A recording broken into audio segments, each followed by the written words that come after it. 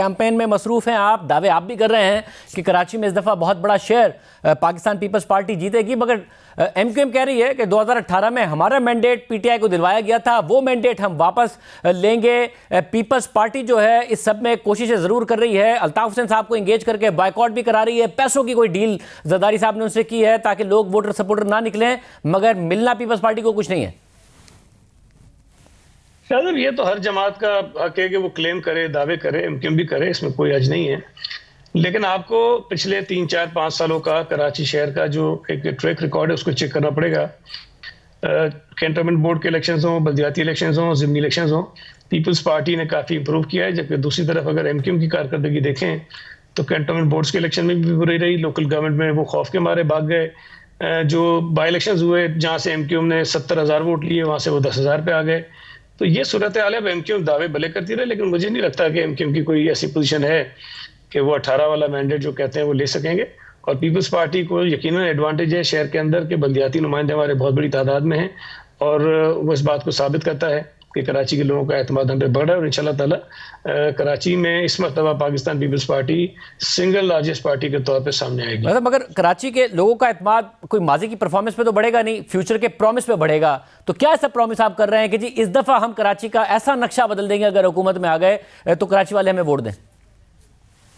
नहीं, शायद मेरा ख्याल है कि सिर्फ इस पे नहीं होगा। हमारी पिछले 4, 5, 6 सालों की परफॉर्मेंस ही की बुनियाद पर लोगों ने हमें, जो मैंने आपको गिनवाए, बल्दियाती इलेक्शंस हों, कैंटोनमेंट बोर्ड हों, बाई इलेक्शंस हों, तो लोगों ने वोट दिया।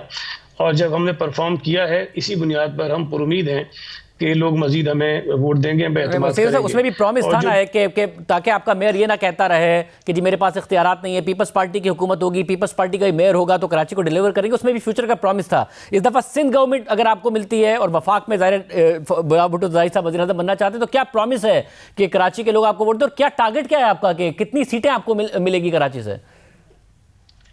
शायद मैं पुरुमीद हूँ इंशाल्लाह ताला कोई 13 के करीब हम कौमी असम्बली की सीटें जीतेंगे, और 27, 28 सूबाई असम्बली की नशिस्तें अल्लाह ने चाहा तो हम कराची से जो है वो कामयाब हासिल करने में कामयाब हो जाएंगे।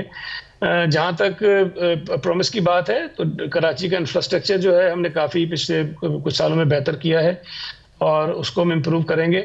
कराची का जो पानी का मसला है, यकीनन उसमें बहुत ताख़ीर हुई है, लेकिन उसकी मुख्तलिफ वजूहात थी।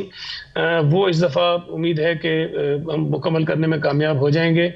कराची में सफाई का बड़ा मसला रहा, हमारे गले में ये चीज़ पड़ी रही, लेकिन चूंकि बल्दियाती इदारों में हमारे लोग हैं, मेयर मुर्तज़ा वहाब खुद जो है सॉलिड वेस्ट मैनेजमेंट बोर्ड के चेयरमैन हैं, तो उसके अंदर यकीनन इंप्रूवमेंट आएगी। ये लोग उसमें बातें भी कर रहे हैं, और जो कारकर्दगी हमारी अभी तक की है पिछले कुछ साल, 2 साल, 3 साल की, उसकी वजह से लोगों का एतमाद हम पे ज़्यादा है। और जो 13 सीटों का क्लेम बहुत बड़ा क्लेम है, लाइक अब जो 13 सीटें हैं, ये आप ये कह रहे हैं कि जो पीटीआई का वोट बैंक है वो वोटर सपोर्टर निकलेगा, आपको वोट देगा, या एमक्यूएम का वोटर सपोर्टर आपको पे कॉन्फिडेंट करके आपको वोट देगा, पीपल्स पार्टी का कोई नया वोट बैंक पैदा हो गया है, या फिर उन लोगों का निकलेगा ही नहीं वोट बैंक और लो टर्न आउट में आप 13 सीटें निकाल देंगे? क्या केमिस्ट्री है, क्या फॉर्मूला है?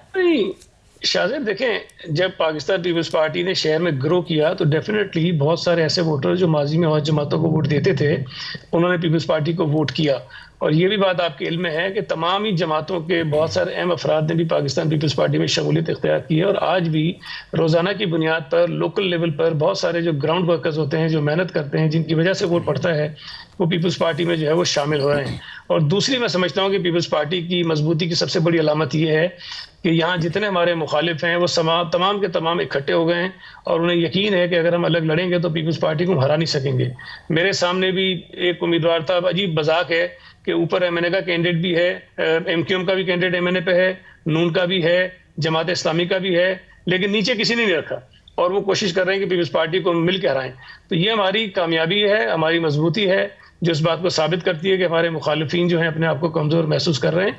और पीपल्स पार्टी इंशाल्लाह ताला उसके बावजूद भी हम किसी जमात से एज अ पार्टी जो है वो ये बात नहीं कर रहे कि हमारे साथ इत्तेहाद कर लें, जबकि दूसरी तरफ एमक्यूएम को देखें तो तमाम जमातों के दरवाजों की ठोकरें खा रहे हैं कि हमारे साथ इत्तेहाद करें और हमारे साथ फिर इलेक्शन लड़ें। तो ये और फिर पीटीआई, क्या आप ये देख रहे हैं कि पीटीआई को अगर इंडिपेंडेंट्स लड़ रहे हैं, हालांकि कैंपेन वो भरपूर कर रहे हैं और उनका एतमाद है कि वो जीतेंगे, आपको क्या पीटीआई जिसने इतना ज़बरदस्त परफॉर्म किया था 2018 में, 14 सीटें निकाली थी कराची से, उसके बगैर उनकी हुकूमत ना बन पाती, अगर ये सीटें ना जीती होती उन्होंने, मरकज़ में हुकूमत ना बन पाती, आपको क्या वो कोई सीटें जीतती नज़र नहीं आ रही है जो 13 आप अपने लिए देख रहे हैं?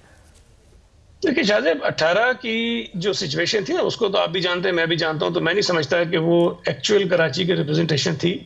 उसके अंदर बहुत सारे मसाइल थे, वो मैनिपुलेटेड रिजल्ट था। लेकिन पीटीआई का वोट बिल्कुल है, मैं ये बिल्कुल नहीं कहता कि उस सिफर पे खड़े हैं। 2013 में जो पीटीआई को वोट पड़ा वो उनका असल वोट था, और 18 में जो पड़ा वो शायद उनका असल नहीं था, उसके अंदर बहुत सारी और फैक्टर शामिल थे। तो आज भी अगर 2024 में इंतखाबात होते हैं और पीटीआई को वो सहूलतें मुयसर नहीं है जो माजी में थी, तो पीटीआई का जो एक्चुअल वोट है उसको पड़ेगा, और उस वोट की बुनियाद पर वो हल्कों से वोट तो उठाएंगे। लेकिन ये कहना है कि 14 सीटें जीत जाएंगे, वो बिल्कुल भी किसी तौर पर मुमकिन नहीं है। हाँ, ये जरूर हो सकता है कि 2-3 सीटों के ऊपर जो है उनके लोग कोई आगे आ जाएं, बाकी माजी वाला 18 वाला रिजल्ट किसी सूरत मुमकिन नहीं होता।